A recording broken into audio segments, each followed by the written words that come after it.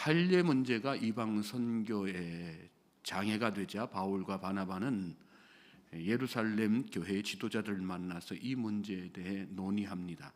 할례는 유대인의 전통이었고 예루살렘 교회의 지도자들 또한 그 할례에 담긴 영적 의미를 나쁘지 않게 생각했기 때문에 이 문제는 어찌 보면 상당히 난해한 그런 문제였습니다.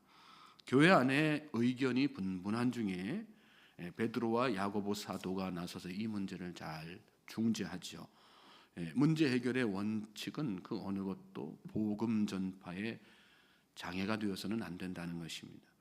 따라서 전통에 익숙한 유대인들은 할례를 계속해서 이렇게 받도록 하되 할례 받는 게 오히려 더 그들에게는 은혜가 되고 복음 전파하는 데 더 효율적이었기 때문에 그렇게 하도록 한 거예요. 그리고 이방인들에게는 그 대신에 강요하지 않는 거. 이방인들에게는 할례가 오히려 복음 전하고 예수 믿는 데 방해가 되니까 그렇게 강요하지 않도록 한 거죠. 그리고 대신에 신앙생활에 유익한 율법의 여러 조항들, 신앙의 덕목들은 잘 지켜나가도록 결정을 내립니다. 그리고 그것을 편지로 써서 이렇게 안디옥 교회에 전하게 되는 거죠. 자, 그렇습니다. 복음 전파, 영혼 구원은 우리 신앙생활이나 교회 사역에 있어서 항상 최우선 순위가 되어야지 되고 기준이 되어야지 되는 것입니다. 오늘 우리에게는 복음이 전파되는데 방해가 되는 요소는 없습니까? 하나님 나라의 확장을 위해서라면 방해 요소, 그것이 설령 내가 평생 동안 옳다고 생각해왔던 것일지라도 과감하게 내려놓을 수 있는 것, 그것이 믿음이고 결단입니다. 여러분, 신념과 믿음은 다른 거예요. 믿음의 사람은 하나님의 일, 하나님의 뜻, 하나님의 영광을 최우선으로 해서 어떻게든지 복음이 잘 전파되기를 애쓰는 그런 사람이죠. 이 할례 문제가 은혜롭게 이렇게 잘 마무리됐어요. 그 뒤에 바울과 바나바는 안디옥으로 이렇게 돌아오게 됩니다. 이때 예루살렘 교회에서는 유다와 실라를 바나바와 함께 이렇게 파송을 하게 돼요. 예루살렘 교회 지도자들이 논의한 그 내용들을 편지로 잘 써서 안디옥 교회 성도들을 격려하고 위로하기 위해서 그걸 가서 잘 읽어주는 역할을 맡긴 것입니다. 유다와 실라는 이 일을 잘 감당했습니다. 본문 32절, 33절 보십시오. 유다와 실라도 선지자라 여러 말로 형제를 권면하여 굳게 하고 얼마 있다가 평안히 가라는 전송을 형제들에게 받고 자기를 보내던 사람들에게로 돌아가되.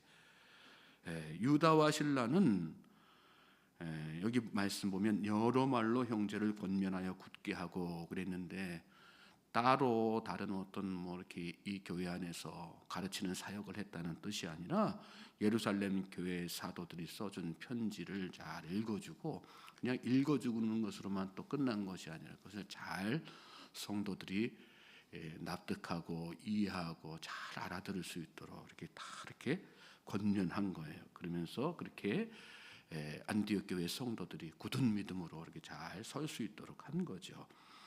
그리고 사역을 마친 후에 이 안디옥 교회 성도들의 전송을 받으면서 예루살렘 교회로 이렇게 돌아가게 되죠. 이 말씀에 보면 특별히 유다와 실라도 선지자라 이런 표현이 나오는데 여러분, 선지자는 어떤 사람입니까? 선지자란 구약 시대에 보면 특별한 사명 가지고 하나님의 일에 기름 부음 받은 그런 사람을 선지자라고 이야기하죠. 그렇지만 그 본질은 뭡니까? 하나님의 말씀을 되어나는 일, 또 전하고 가르치는 일을 감당하는 사람, 그 사람이 바로 선지자죠. 그런 의미에서 유다와 실라는 구약의 선지자들처럼 기름 받아서 따로 이렇게 세움 받은 그런 사람은 아니었지만 성경에 뭐라고 말씀합니까? 그들은 선지자였다. 왜요? 하나님의 말씀을 그렇게 성도들에게 잘 가르치고 권면했기 때문에. 또 마찬가지 차원에서 오늘 저와 여러분도 다 선지자예요. 믿습니까? 뭐 하면요? 우리가 받은 말씀을 가족이든 주변 사람이든 교회 안에 다른 성도든 잘 가르치고 권면한다. 그러면 우리가 바로 선지자가 되는 것입니다. 저는 저와 여러분이 있는 자리에서 이 하루 선지자의 역할을 잘 감당할 수 있길 바랍니다. 예? 한번 따라해 보세요. 새벽 시간이지만 나는 선지자다. 예? 예. 하나님께서 나를 택하셨다. 예? 예. 믿습니까? 예. 그게 참 중요한 거예요. 그 마음으로 내가 선지자적인 사명을 가지고 하루하루 사는 것이 참 중요한 것입니다. 35절 말씀 보십시오. 35절 말씀 보시면 바울과 바나바는 안디옥에서 유하며 수다한 다른 사람들과 함께 주의 말씀을 가르치며 전파하니라. 이들이 돌아간 뒤에 바울과 바나바는 안디옥 교회에 남아서 복음 전파 사역을 계속해 나가지죠. 가르치는 일도 계속해 나고 성도 세우는 일, 교회 세우는 일 계속한 거예요. 그리고 동시에 2차 선교 여행도 이 시간 동안 이렇게 다 준비를 합니다. 36절 보세요. 며칠 후에 바울이 바나바더러 말하되 우리가 주의 말씀을 전한 각 성으로 다시 가서 형제들이 어떠한가 방문하자 하고, 여기 말씀에 보면 며칠 후에 그랬는데 이 며칠은 우리가 생각하는 그 며칠이 아닙니다. 바울과 바나바는 안디옥 교회에서 2차 선교 여행을 준비하는데 그 기간이 장장 2년이에요. 2년 동안 걸쳐 가지고 2차 선교 여행을 잘 준비합니다. 그리고 그러던 어느 날 바울이 바나바에게 이야기한 거예요. 이제 때가 됐으니까 우리 선교팀 멤버들 다 확정하고 해서 우리 선교지로 출발해야 되지 않겠습니까? 그렇게 이야기한 거죠. 그런데 이때 문제가 하나 생겨요. 바로 1차 선교팀에서 이탈했던 마가를 동행시키는 문제였습니다. 37절에 보면 바나바는 요한도 데리고 가야 된다 이렇게 이야기하죠. 그런데 38절에 보면 반대로 바울은 어떻게 이야기합니까? 안 된다. 밤빌리아에서 자기들을 떠나서 함께 일하러 가지 아니한 자를 데리고 가는 거 옳지 않다. 밤빌리아에서 마가가 갑자기 확 집으로 돌아가는 바람에 우리가 얼마나 고생했습니까? 근데 그런 마가를 어떻게 여기 다시 2차 선교 여행에 동참시킨단 말입니까? 나는 그런 무책임한 사람은 동참시킬 수 없습니다. 그 서로 다툼이 생긴 겁니다. 바나바는 마가가 그래도 자기 조카니까 어떻게든지 데리고 가야지 된다 하는 그런 생각을 특별히 했겠죠. 무엇보다도 바나바는 성품상 어떤 사람이었어요? 넘어진 사람 다 잘 일으켜주고 회복시켜주는 그런 특별한 은사가 있는 사람이었지 않습니까? 그래서 조카도 조카이기도 하지만 무엇보다도 그런 은사가 있기 때문에 마가에게 한 번 더 기회를 줘야지 된다. 그렇게 주장한 겁니다. 반면에 바울은 어떤 일에 대해서 강한 추진력과 성실을 바탕으로 하는 그런 사람이었어요. 일생 동안 아주 성실하게 살았던 사람이에요. 그러다 보니까 마가의 그런 어떤 이 바울의 입장에서 아주 불성실한 행동 아니겠어요? 그 불성실한 행동이 용납이 안 되는 거예요. 앞으로 다시 또 그러지 않으려는 보장이 어디 있습니까? 난 저렇게 불성실한 사람은 같이 동참시킬 수 없습니다. 반대한 거죠. 오늘 여러분은 이 바울과 바나바 누구의 입장이 옳다고 생각하십니까? 우리는 종종 이런 상황이 발생하게 되면 둘 중 하나를 막 그렇게 생각하고 결정하려고 하는 그런 습성이 있죠. 이게 옳아 저게 옳아. 그런데 여러분 교회 공동체는 둘 다 필요한 거예요. 실패한 사람을 위로하는 그런 일도 필요한 거고요. 때로는 일을 원칙대로 이렇게 추진해야 되는 그런 것들도 다 필요한 거예요. 그래서 합력해서 결과적으로 선을 이루는 거죠. 이럴 때는 서로가 한 발짝씩 물러서서 상대방의 입장에서 생각하는 거. 그게 뭘까요? 무엇이 진정 하나님의 뜻인가 그렇게 생각하는 거죠. 그리고 기도하는 것이 필요한 것입니다. 바나바와 바울에게 있어서 아쉬운 부분이 하나 있다면 바로 그거예요. 두 사람은 각자가 다 훌륭한 사람이지 않습니까? 평소에 또 그리고 얼마나 기도도 열심히 하는 성령 충만한 사람이에요. 그런데 유독 이 마가의 문제를 놓고서는 바나바도 그렇고 바울도 그렇고 하나님 앞에 기도했다는 흔적이 보이질 않아요. 이 문제를 놓고 정말 하나님의 뜻이 무엇인지 막 기도해야 되는데 서로 자기의 주장만 막 놓고 막 각자가 자기의 주장을 관철시키기 위해서 대립하고 있는 모습을 말씀 가운데서 보게 되죠.